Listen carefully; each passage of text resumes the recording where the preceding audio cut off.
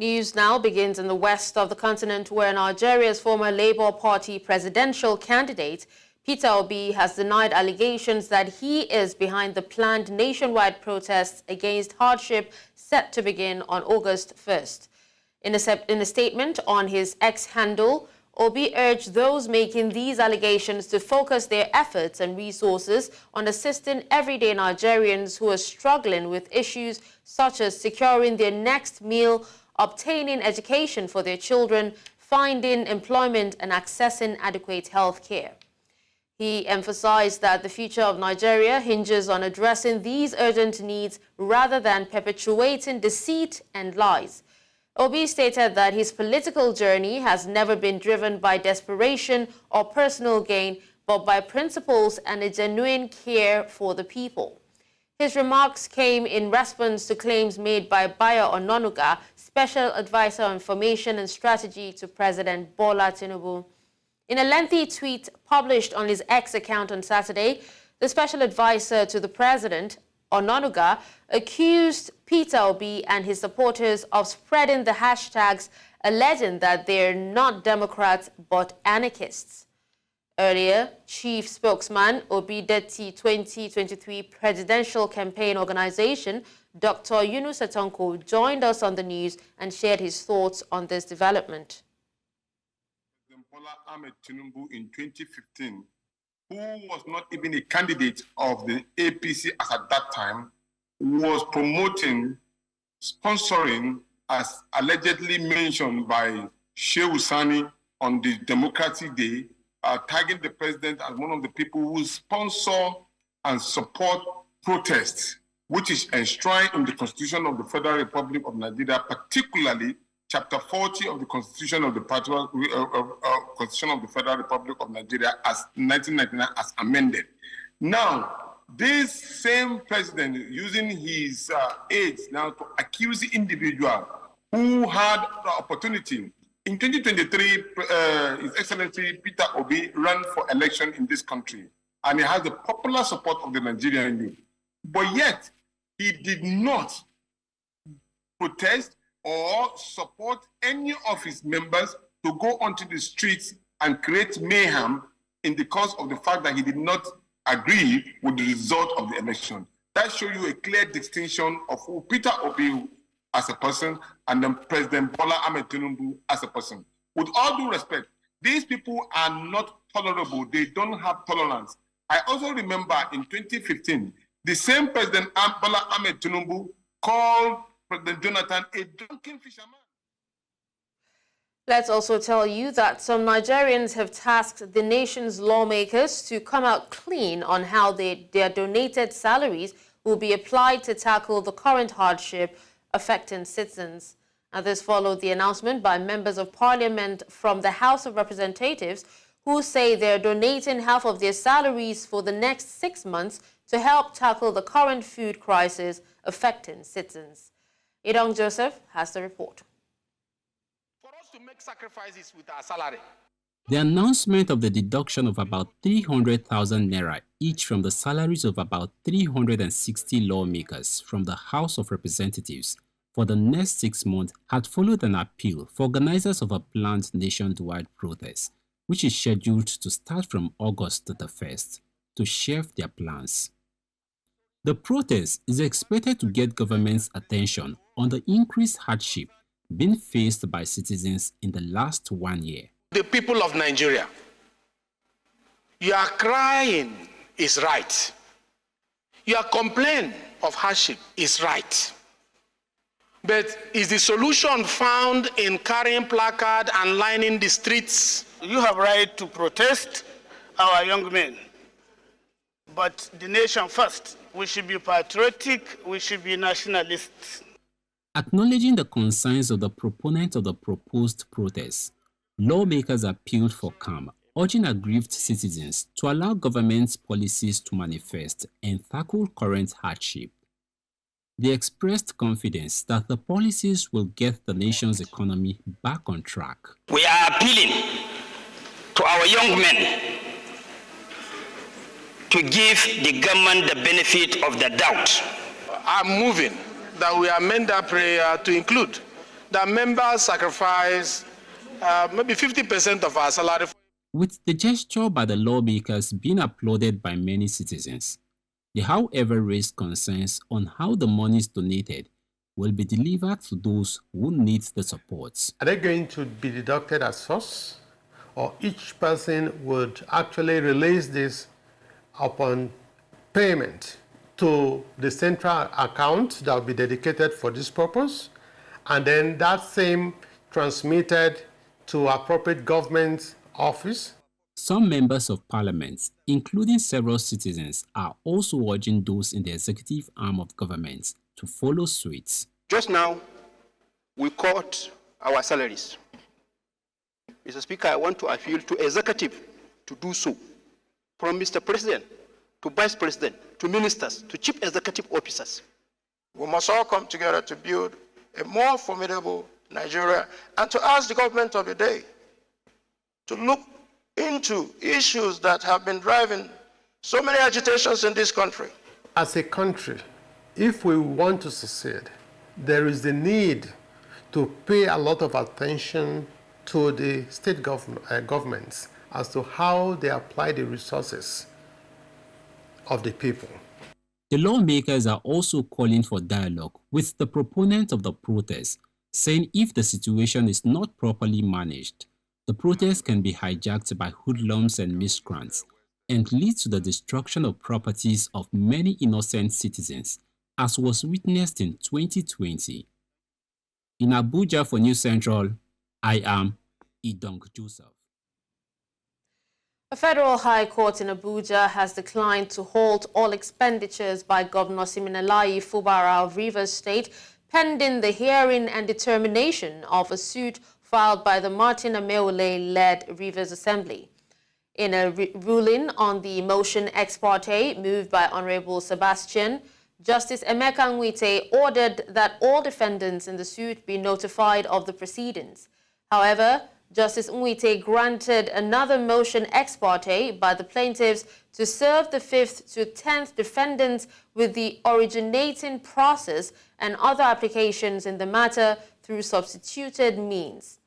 The 5th to 10th defendants are Fubara, Accountant General of Rivers, Rivers Independent Electoral Commission, Chief Judge of Rivers, Honorable Justice S.C. Amadi, Chairman of RCEC, Honorable Justice Adolphus Enebeli, retired, and Government of Rivers State, respectively.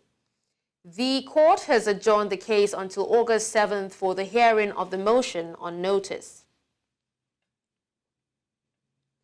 For several years, the Umuahia-Ikotekbene Road has been in a bad state with little attention given to it by the federal government. All the promises to get the road fixed by various administrations failed until recently when a construction firm was seen on the road. News Central's Chinwe Ogele has details. It is the shortest route to Akwa Ibom State from Umuahia, Abia State capital, but has been in a deplorable condition for as long as many commuters can remember, yet the longest and most frustrating route. Any journey which takes motorists through this route must have been one that leaves them with no choice. Recently, reconstruction work started on the road at various sections, giving hope to road users that their woes on the road would soon be over. It's been over 3 months since the construction firm in charge of this road got to this point, yet we are still where we are right now. There are no explanations on what might have led to the suspension of work on the road, but whatever caused it is definitely taking its toll on commuters.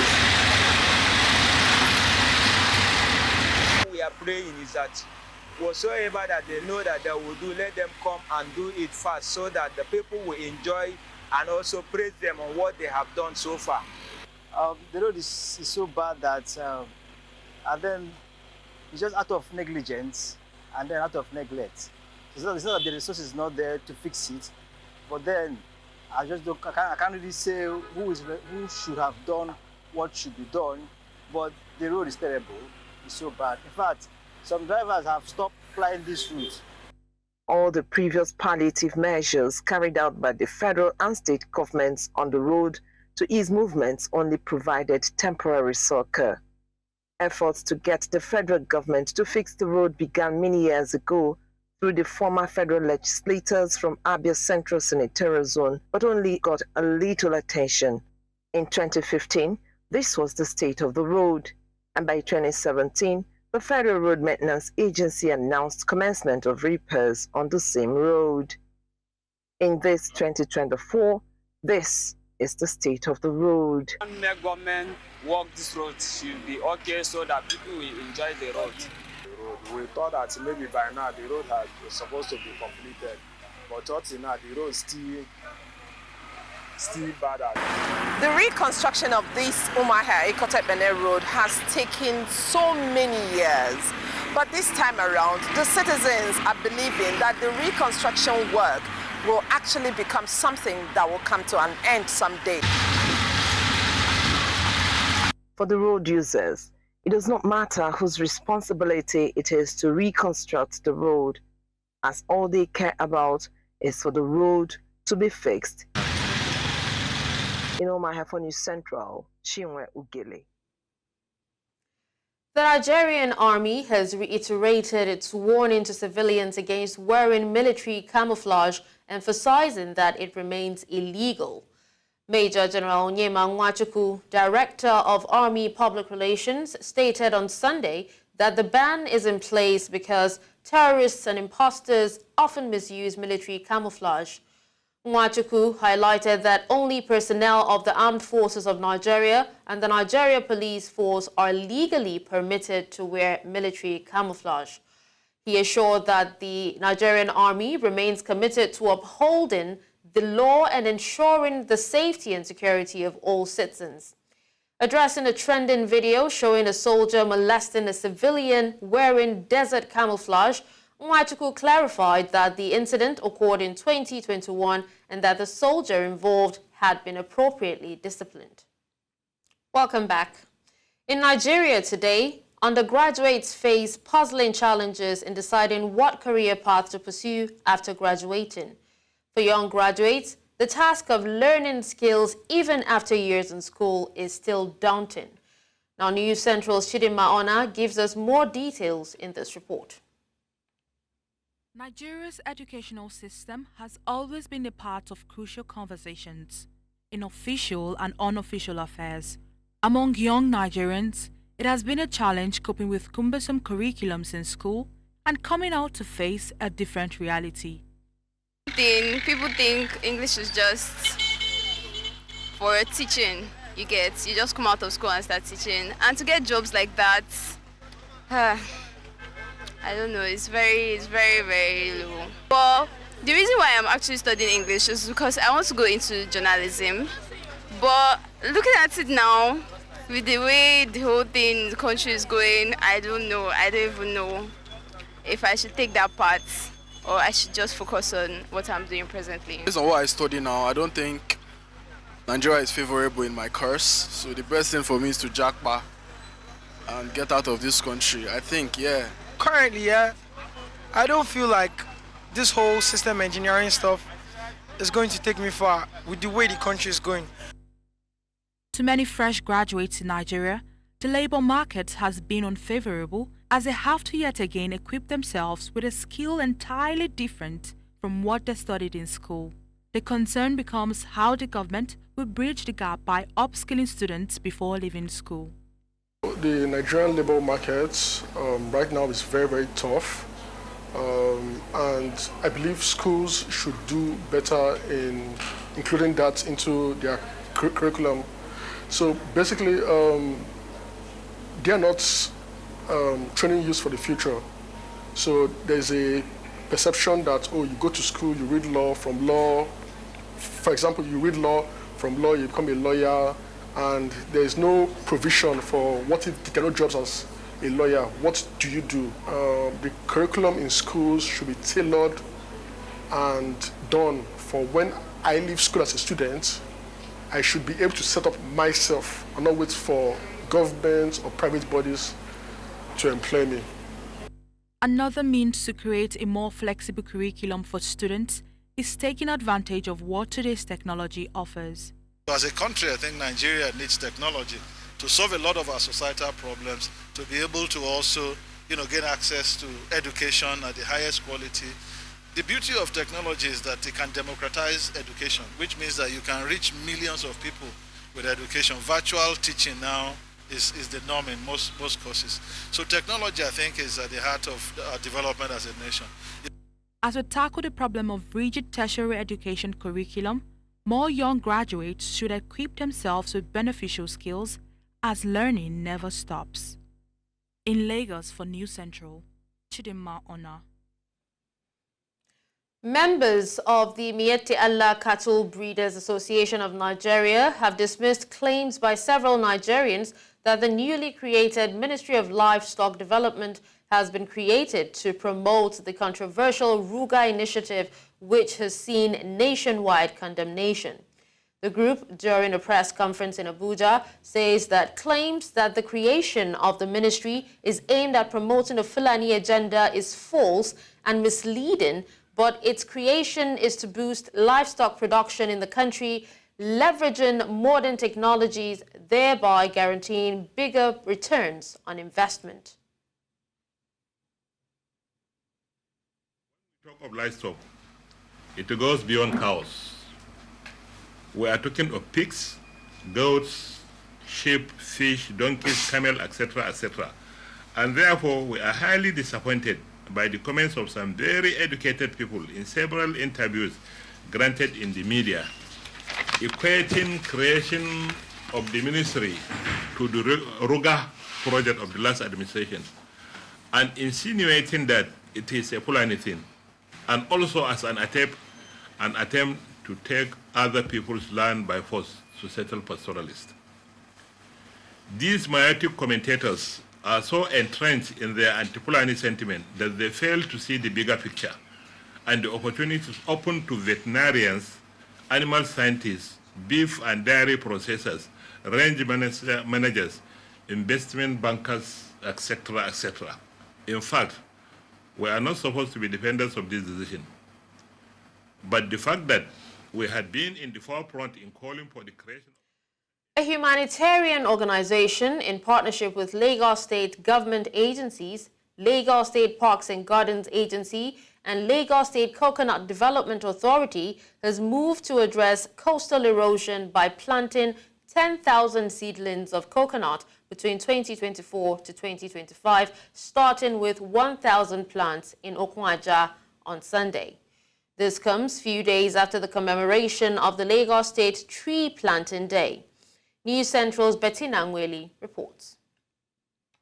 This initiative is aimed at achieving a safer and cleaner environment by planting 10,000 seedlings of coconut, mango, and other related crops that have economic, health, and environmental benefits. Lagos State has 180-kilometer coastline, and you recall that this coastline is suffering from a lot of vagaries of oceans. We have to know of coastal erosion, ocean storm, and the rest.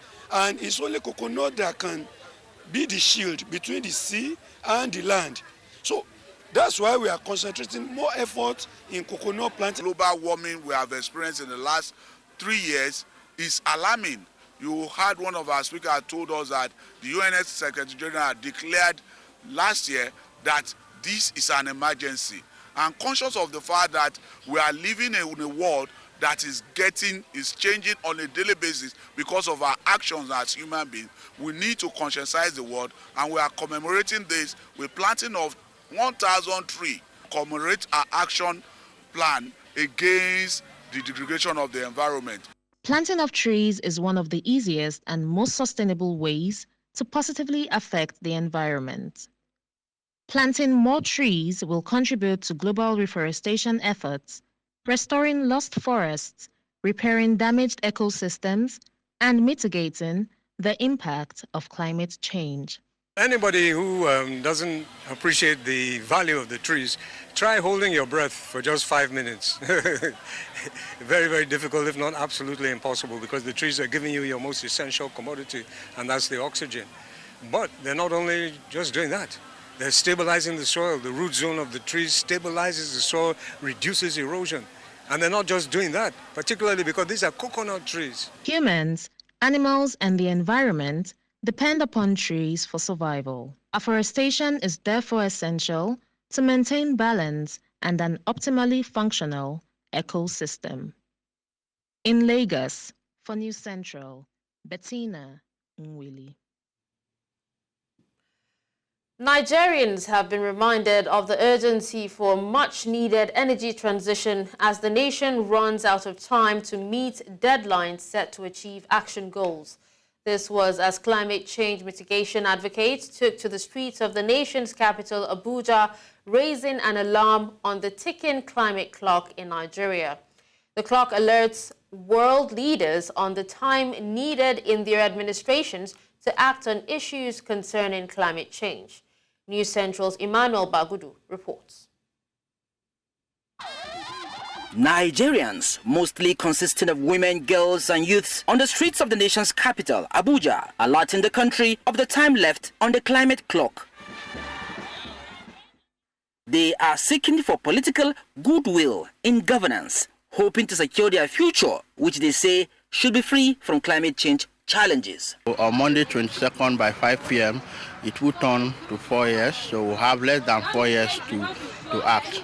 Basically what that means is that we have less than 4 years to avoid the catastrophic impact of climate change. The painted faces sends a strong message, one expected not to be ignored. Climate emergency, they act in time. For the protesters, it's a human illustration of the ugly effects of fossil fuel emission, contrasting the beauty of a green, healthy earth with lush vegetation. Since we have a lot of natural resources, the sun is shining very bright and we need to power our industries very fast with renewable energy. So my face reflects our demand for today. So it's black because we are saying fossil fuel is harmful to the environment, to the planet, and we are saying the right part of the face, which is clean energy, which is clean. So we are saying the government should invest more in renewable energy research, development. We want to transition, not just the policies. We've seen the policies. Now we want to see action. The climate clock also alerts the world of the urgency of energy transition, all encapsulated in human rights violations, climate adaptation, and climate justice. Climate change impact is rooted in grassroots communities, and when you go to these grassroots communities, you find out that more women are impacted and with this hazard, and this has caused them. This has caused very drift in food. That's why we're faced with a lot of food insecurity issues in Nigeria. So we are here to demand that more women should be represented. Even in the international climate discourse, we have less than 35% of women that are representing in the international climate discourse. We need more women because they will be there to push their agenda. They will be there to push because they understand where hurts the most. They understand that flooding, when there is flooding in Nigeria today, more women will be affected. A just transition in Nigeria is possible. The first thing that we need is the political will, because we know that policies are the ones that policies are going to back up whatever demands that we have. So the first thing is political will. If our government is willing, a just transition is very, very possible in Nigeria. Nigeria youths are ready to take action now, not waiting for anything. Just for us to call on the government and the stakeholders to support us in fighting climate effect in Nigeria. They centralize the energy system, decentralize the financial system so that the grassroots at least can be included while transition to clean and renewable energy. The World Climate Clock was invented by musician activist David Asher and scientist Diamond Matthews in 2015. It was endorsed by the United Nations the same year. In Abuja for News Central, I am Emmanuel Bagudu. Still in the West, severe flooding in Liberia has led a group of senators to propose relocating the capital city away from overcrowded and poorly managed Monrovia, a suggestion met with a mixture of enthusiasm and hesitancy in the West African country. The National Disaster Management Agency said flash floods triggered by torrential rains between the end of June and early July left nearly 50,000 Liberians in urgent need. The flood-prone capital was particularly badly hit, owing in part to overpopulation, a poor sewage system, and a lack of building regulation. In southern Africa, the U.S. says it will only return to talks to resolve Zimbabwe's $17 billion debt if key reforms are made. This comes as its new ambassador, Pamela Tremont, takes up office in the country after a 3-year vacancy. Tremont says a key reform is the restoration of human rights. She is set to begin her tenure amid widespread outrage over a second bail denial for 77 opposition activists. Tremont's statement also comes as human rights groups have condemned a decision by the Zimbabwean High Court to uphold a lower court's ruling denying bail to an opposition party leader and 78 activists who were arrested last month. They were charged with gathering with the intent to promote public violence. To discuss this, I'm joined by Executive Director for the Zimbabwe Lawyers for Human Rights, Rosalind Hanzi. Hello, Rosalind. It's a pleasure to have you on air. Hello, and thank you once again for the invitation. All right. So, Rosalind, what is your assessment of the U.S. ambassador's statement calling for human rights reforms in Zimbabwe? I would want to start off by saying that the statement by the U.S. ambassador is consistent with what the predecessors to that office have always said over the last at least 2 decades. In terms of the position of the United States government, their foreign policy message is quite clear, and there is consistency there. There's nothing new in terms of what the new ambassador is saying, but it's something that has always been put across by the United States as one of the conditions to restore normal relations with the government of Zimbabwe. So if we look also at the position that the government of the United States has made, even during platforms that have been created at the international level by the United Nations, such as the Human Rights Council-led Universal Periodic Review Mechanism, where the United States member states are given an opportunity to review, to be doing a peer review of each other's human rights records. Some of the issues that have always been raised are issues around protection of human rights defenders, guaranteeing freedom of expression, free and fair elections, putting an end to enforced disappearances or politically motivated violence, is some of the recommendations that the government of the United States always gives to Zimbabwe on how they can work towards improving the human rights situation. Okay. So I see message discipline there and consistency. All right, Rosalind, you did say that, the call for reforms is actually nothing new, this particular human rights reform. Now, but do you think that this time around, that it's going to generate any tangible momentum for change?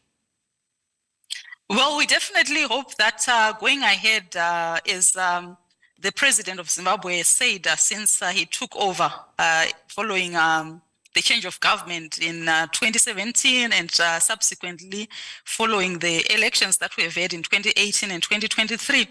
He has said that he will be a listening president and that the voice of the people is the voice of God. And definitely the calls for reforms are not just coming from outside, they are also coming from inside, including from us as human rights lawyers and human rights defenders who are on the ground. And we do hope that because of the position that the president has put across, that there will be reforms that are implemented to ensure that there's compliance with the Constitution of Zimbabwe, then definitely we hope that there's going to be political will to implement those reforms. And we see that with the fact that with the structured dialogue that is there now around the arrears clearance and debt resolution, there are some reforms that have been put on the table, and they've been invited stakeholders to input into some of the reform measures and also some of the indicators to see how Zimbabwe is moving ahead. And there is a particular reform matrix on governance and human rights, and we hope that they'll take that seriously so that Zimbabwe can move forward in terms of clearing the debts and also being able to borrow internationally. All right, now considering, in light of these human rights reforms, can you describe the current state of human rights in Zimbabwe, particularly in terms of freedom of expression, freedom of assembly, and also association? We do have concerns that we continue to note, particularly around the rights that you have identified. And we call these participation rights because they enable the citizen to be able to participate fully in terms of expressing themselves, sharing information, receiving information, or being able to speak out in different ways, including through protest, and also being able to associate whether with other groups or associations or political parties of choice, whether they actually support the government of the day or they oppose the policies of that government. So the concern that we see is that we continue to see the continued application of some of the problematic provisions of the criminal code. We still have many people who are being arrested for insulting the office of the president. And this is where they've made comments on some of their concerns around the way the country is being governed. And in terms of the constitutional rights on freedom of expression, you should be able to state your views without a fear of being arrested or being persecuted or prosecuted. But we continue to see that sometimes when there are comments that are made, which of course you expect, because as a public officer, there will always be criticism and comments, we continue to see those arrests. We have also seen that there are challenges around protests, even where people have not yet protested, but there's some sense that they may protest. There are threats that are issued that if you protest, we are going to actually deal with you. We will have the law applying, but the Constitution guarantees the right to protest. The Constitution guarantees the right to freedom of association, including of civil society organizations and human rights defenders. But the respect for those rights is still lacking. Okay, well, sadly, we have to, wrap up this conversation now. But thank you so much, Rosalind, for speaking to us on this. Thank you for the invitation. Now let's head to the east of the continent, where Uganda's President Yoweri Museveni has warned protesters in a televised address that their planned protest will not be tolerated and that they will be playing with fire if they go ahead with plans to stage an anti-corruption march to Parliament on Tuesday. Young Ugandans have been organizing the march on social media to demand an end to the corruption in government. The Young Ugandans' protest is inspired by their counterparts in neighboring Kenya, who organized mass demonstrations that forced President William Ruto to drop plans to increase taxes. The protests have since morphed into calls for his resignation. Museveni also accused some of the protest organizers of always working with foreigners to cause chaos in Uganda. Around the world, Kamala Harris praises President Joe Biden's patriotic decision not to seek re-election and vows to win the Democratic nomination and defeat Donald Trump. Kamala added that Biden stepping down was an act of patriotism, which he was known for. Shortly after Biden stepped aside, he firmly endorsed Harris, who would make history as the nation's first Black and South Asian woman to become a major party's presidential nominee. Other endorsements flowed from former President Bill Clinton and Hillary Clinton, the first major female presidential nominee, and prominent U.S. senators, a wide swath of House representatives, and members of the influential Congressional Black Caucus. To discuss this, I'm joined by Chairman, United Capital Group PLC, Professor Matthias Chika Mordi. Hello, Professor. Thank you so much for joining us at this time. Hi, thank you for having me. So, Professor, can you tell us what are the repercussions of Biden's withdrawal on the Democratic Party's chances in the general elections? It has seismic ramifications. I mean, it's massive. Up until now, the race was within the areas of margin, but with a clear advantage for Trump. And the electoral map was changing in the sense that the traditional states that Democrats won, some of them were getting into play. And most people believed that Trump was going to win the election. Republicans believed by a landslide, but most analysts believed that Trump was going to win the election. And it was primarily because of Biden's weaknesses around the issue of his age. And so he's stepping aside for young vibrant candidate to, to step into place, opens up the race completely. Okay. Now, but upon his withdrawal, Biden endorsed his vice, Kamala Harris. Now, how do you think that this endorsement will impact her campaign and also her chances of winning the nomination? Good question. So I think there are two steps to this. The first step is getting the nomination within the Democratic Party. The second step is winning the general election. As you've seen in the last, it's not even 24 hours yet, and his endorsement has already changed the nature of the primary itself. Of the Democratic, well, more than a third of the Senate, which is way more than half, 30-something senators out of 51, had already endorsed Kamala. You had 135 members of Congress, which is the majority of the Democratic congressional delegation, have already endorsed her. More than half of the Democratic governors have endorsed her. And even more importantly, fundraising exploded. They've raised $50 million as at midnight yesterday, just based on Biden's endorsement and her entering the race. So I think the good morning is that she's almost certainly going to be the Democratic nominee.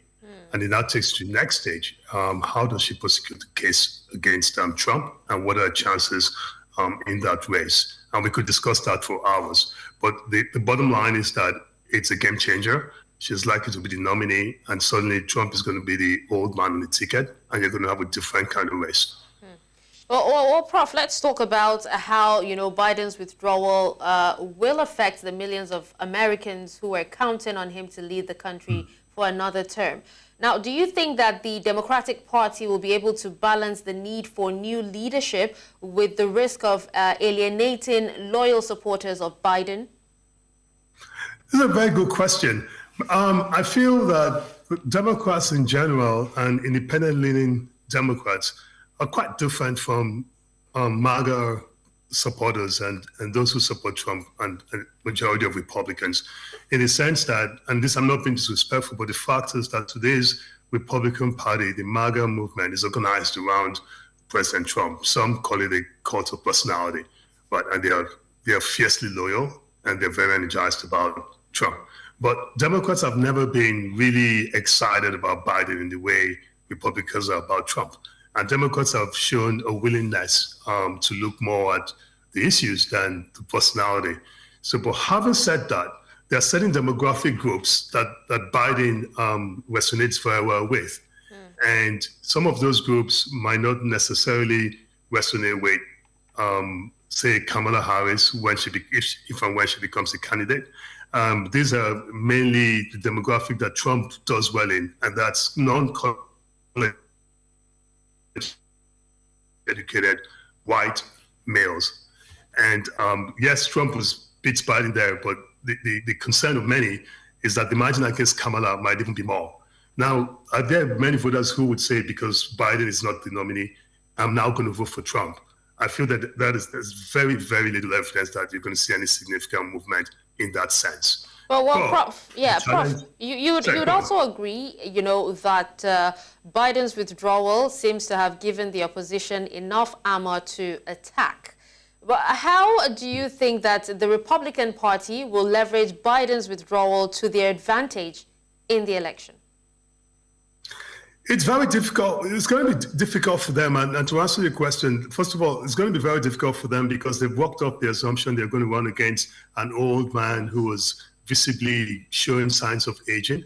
And the attacks and everything were designed, the campaign, very much around him as a person.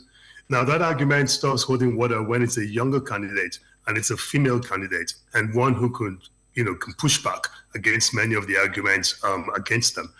Now, what they might do, and I've not seen much of that evidence, but what they might do, because the initial responses from former President Trump and other people was to dismiss her. But what they might do might try to frame this as Biden being pushed aside and try to racialize the race, in terms of saying in the Rust Belt and areas in the Midwest that here's this working class white president, and they push him aside for a minority lady to take the place. So that is the one opening that they could have if they want to play the politics of hate and identity. But on every other level, it's very difficult to see how Kamala Harris is not a more difficult candidate to face than President Trump in the current state he is. Okay. Well, I wish we could actually go on with this conversation, but we have to wrap up here due to time. But thank you so much, Professor, for speaking to us. It's a pleasure to have you. In the world of sports, Ushorishe Shekiri emerged victorious in the men's 100-meter race at the CAS International meeting in Luxembourg, delivering an impressive performance with the winning time of 10.09 seconds. His triumph led to Nigerian 1-2 finish, with fellow countryman Enoch Adegoke securing second place with a time of 10.16 seconds. The podium was completed by Colombia's Johnny Renteria, who finished third with a time of 10.22 seconds.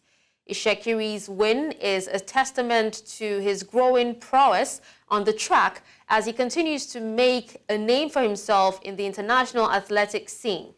Adegoke's strong second-place finish further underscores the depth of talent in Nigerian sprinting, showcasing the country's competitive edge in short-distance races.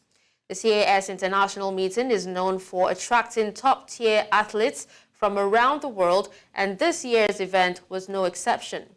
The fierce competition in the men's 100-meter race highlighted the high level of performance and athleticism present at the meet.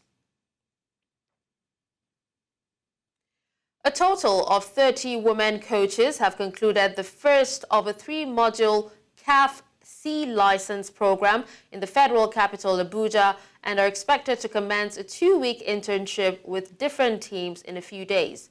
The group was taken through a full week of rigorous classroom and practical sessions by a team of coach educators and resource persons in an introduction of what the next 2 modules are likely to entail. NFF Technical Director, Coach Augustine Egwavan, says that the first module has shown that the women coaches are actually desirous of learning. The participants will return to Abuja for the second module that is scheduled for 12th to 20th August, after which they will go on another 2-week internship that's from 23rd August to 4th September, and the third module, which comes with examination for the participants, will take place on the 9th to 19th September.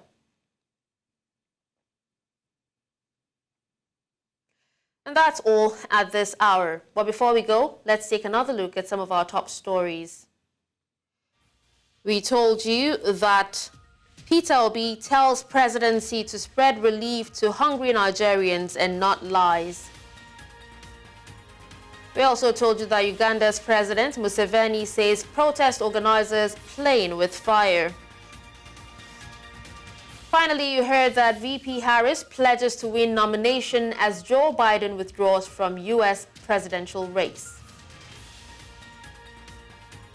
Send your eyewitness report to the WhatsApp number on the screen. Do you follow us on social media? We are at News Central TV. You can watch News Central live on DSTV channel 422, Star Times channel 274, Avo TV, and YouTube. Many thanks for watching. I'm Dashen. Usman.